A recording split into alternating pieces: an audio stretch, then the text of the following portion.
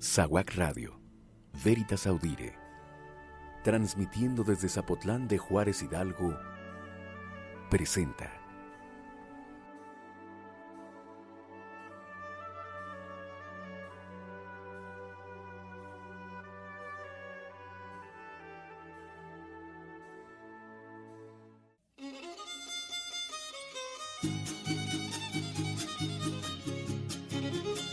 Sabores de México.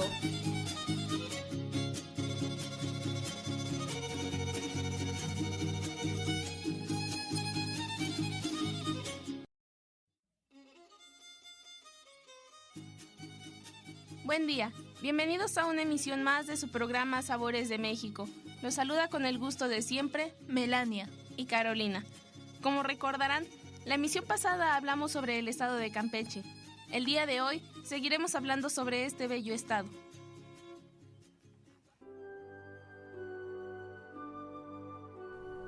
Estás escuchando SAWAC Radio, Veritas Audire, transmitiendo en el municipio de Zapotlán de Juárez Hidalgo.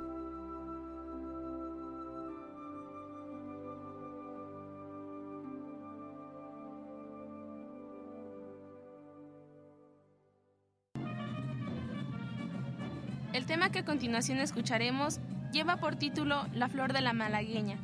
Este número pertenece a los grandes sones de supervivencia en Campeche. Su género es de malagueña, punteada.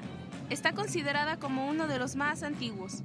Lo singulariza la cadencia con solos que propiciaban desusadas poses de baile, con desplazamientos muy airosos y ligeros. Su estructura es señaladamente española. Los dejo para que escuchen este tema.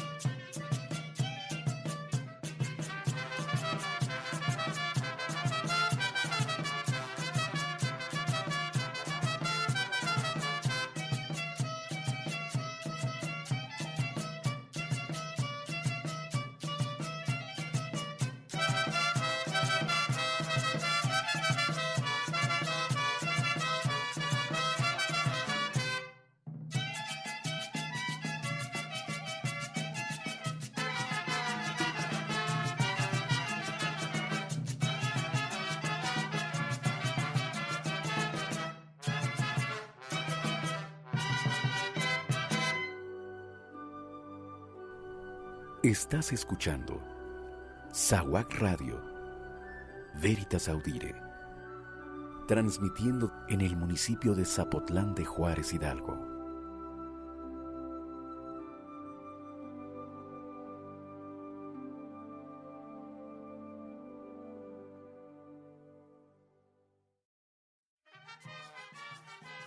Estamos de vuelta en su programa Sabores de México. Seguiremos hablando sobre la historia de Campeche. La emisión pasada conocimos a Campeche en tiempos prehispánicos y después de la conquista española. Escuchemos un poco más. Independencia de la Capitanía General de Yucatán. En la Nueva España, el 16 de septiembre de 1810 se inició el movimiento de independencia por el ejército insurgente dirigido por Miguel Hidalgo. Sin embargo, en él participaron diversos sectores de la población defendiendo distintos objetivos e intereses. Un grupo pugnaba por la salida de los franceses de la metrópoli y la vuelta de Fernando VII.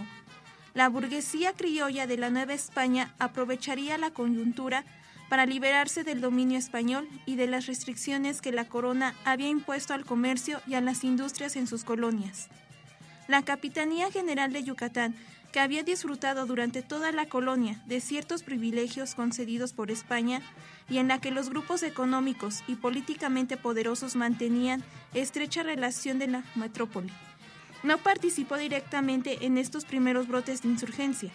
A pesar de ello, en la intendencia alcanzaron cierto eco los principios liberales que ya se difundían por toda Europa.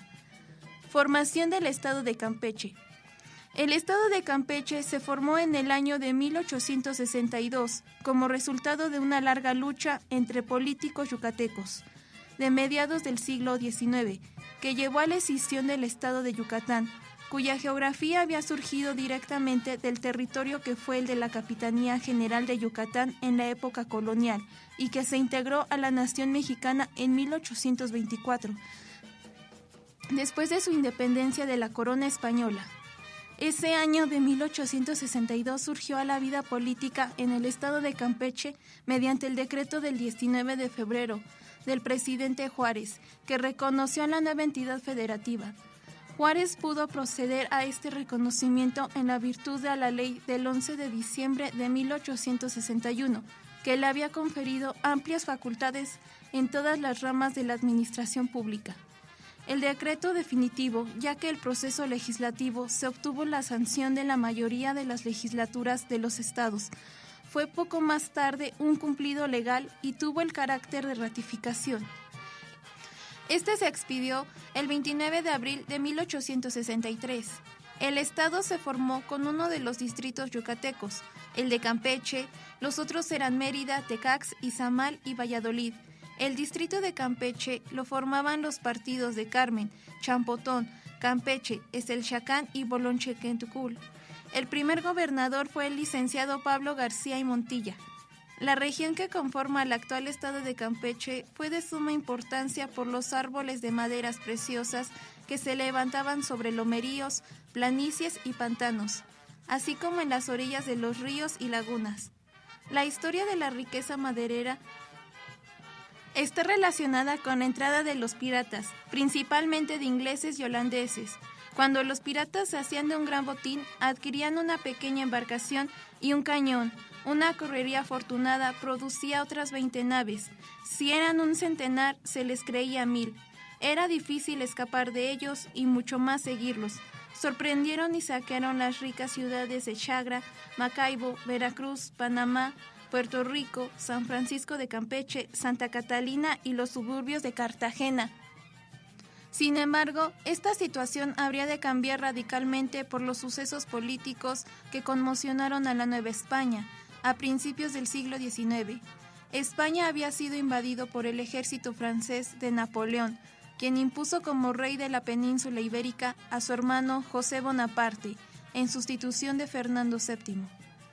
Entre 1880 y 1883 gobernó Campeche Arturo Shields y para el siguiente cuatrienio Joaquín Baranda triunfó de nuevo en las elecciones. Baranda aceptó la gobernatura, pero en 1885 pidió al Congreso campechano y obtuvo licencia indefinida de su cargo, quedando como interino Juan Montalvo. El resto del tiempo que duró el régimen porfirista, de 1887 a 1911, Campeche tuvo entre licencias y renuncias 14 gobernadores.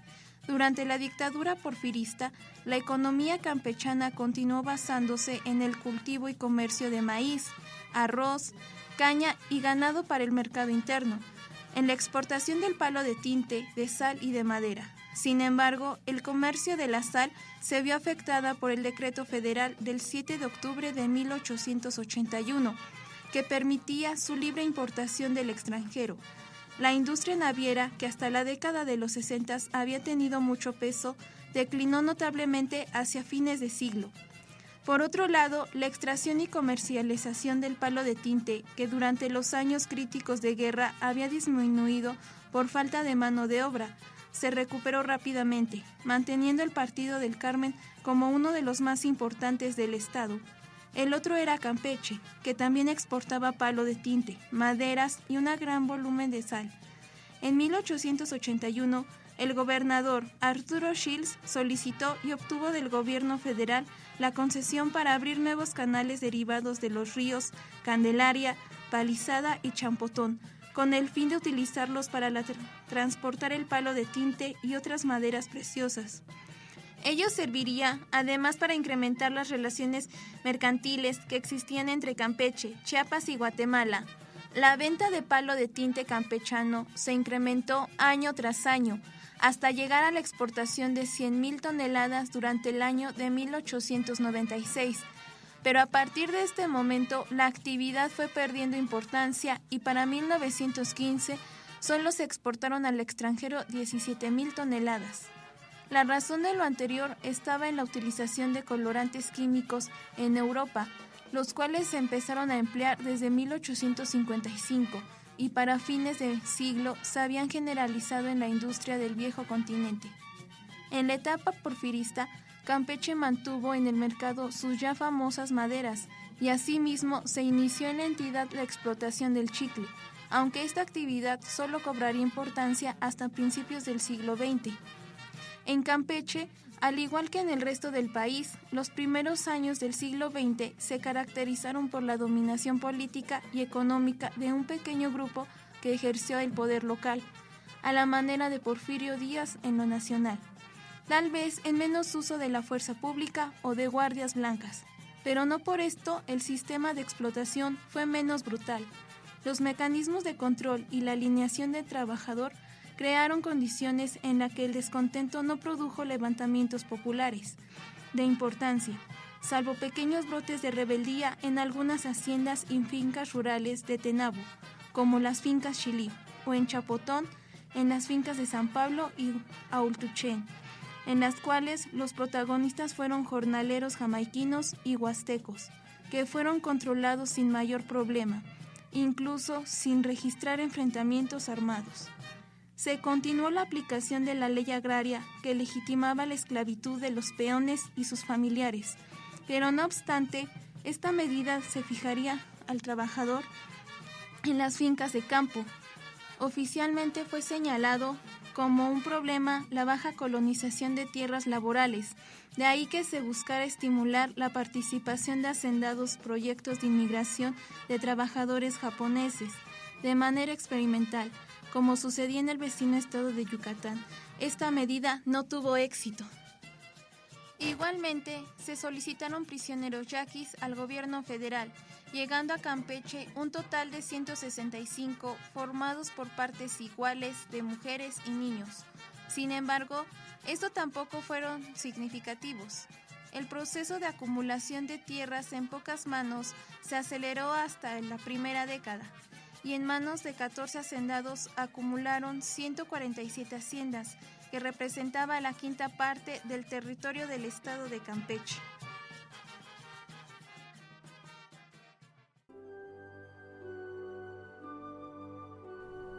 Estás escuchando SAWAC Radio, Veritas Audire, transmitiendo en el municipio de Zapotlán de Juárez, Hidalgo.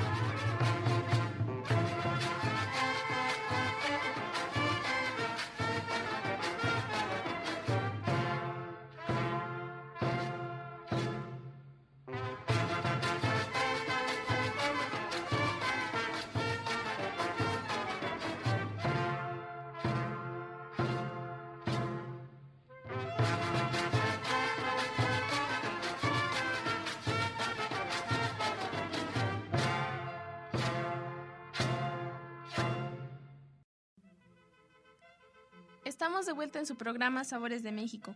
El tema que acabamos de escuchar se llama Jarabe Criollo. Este baile se remonta a finales del siglo XVIII y además es número fuerte. Tiene coreografías diversas y algunas bastante complicadas. Pero el tema está en la reproducción que hacen los bailarines, juntamente con la charanga, de los llamados con campanas de la catedral. Su final es grande y en figura estudiada.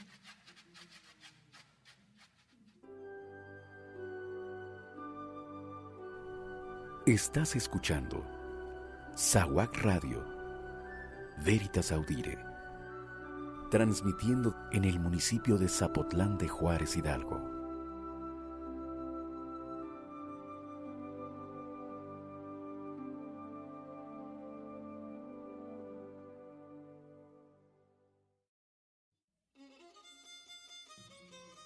Estamos de vuelta en su programa Sabores de México.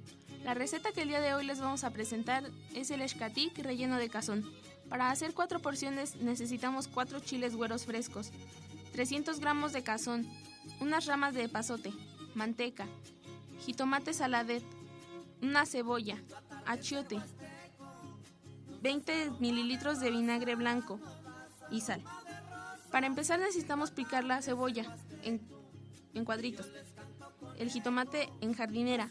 Se disuelve el achiote con vinagre y se pica finamente la mitad del epazote. Enseguida tenemos que hervir por 10 minutos el cazón en agua con sal y el resto del epazote. Separamos el caldo, quitamos la piel del cazón y desmenuzamos. Exprimimos muy bien la carne y la freímos con la manteca, el jitomate, cebolla y el epazote que está picado. Agregamos después el achiote disuelto hasta que quede bien seco.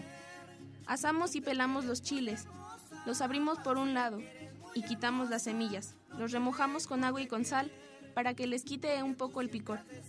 Se lava varias veces y después se rellena con el cazón frito. Se sirve a temperatura ambiente con guacamole o con crema. Esto dependerá del grado del picor del chile. ¡Y listo! Tenemos un xcatic relleno de cazón.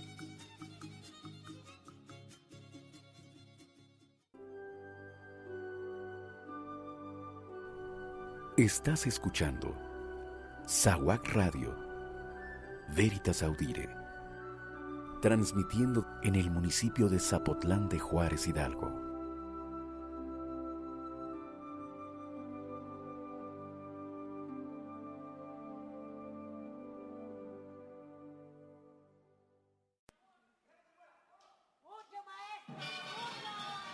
Estamos de vuelta en su programa Sabores de México. ¿Sabías que el hipil o huipil, así se le llama en otras partes de México, es generalmente un vestido blanco, de la misma dimensión desde arriba hasta abajo, cosido lateralmente, con 2 aberturas para los brazos y una más en forma rectangular para la cabeza? El cuello y mangas, así como en la parte inferior del vestido, está decorado con motivos de gran colorido, generalmente bordados. Debajo del hipil se usa una enagua larga y amplia llamada fustán, pic en lengua maya, que generalmente también lleva bordada la parte inferior. El terno es una variante del huipil. Es el traje que portan las mujeres campechanas en la tradicional fiesta llamada vaquería. Si tienen alguna duda o algún comentario de este y los demás programas, pueden contactarnos a través de nuestras redes sociales, en Facebook y en Twitter como SAWAC Radio. Pueden contactarnos también a través de nuestro correo electrónico sawacradio@gmail.com. También pueden contactarnos en nuestra aplicación y entrar al chat en línea. Hemos llegado al final de esta transmisión, esperando les haya gustado. En la próxima emisión hablaremos de un nuevo estado. Los dejamos con este tema que lleva por título La Campechita Habanera. Esta danza es una clásica habanera o cubana cadenera. Se remonta al año de 1861 y se bailó en todos los salones de la época. Se abre la danza con el salero que caracteriza a los campechanos y concluye con un zapateado para rematar. Escuchémosla.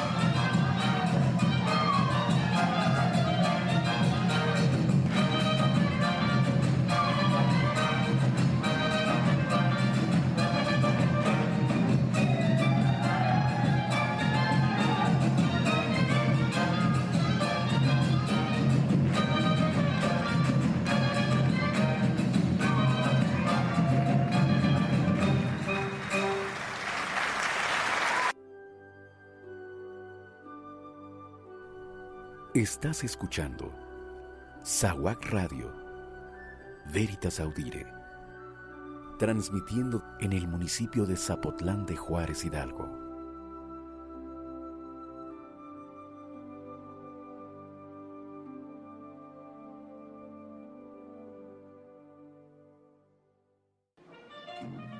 Muchas gracias por haber escuchado una emisión más de su programa Sabores de México.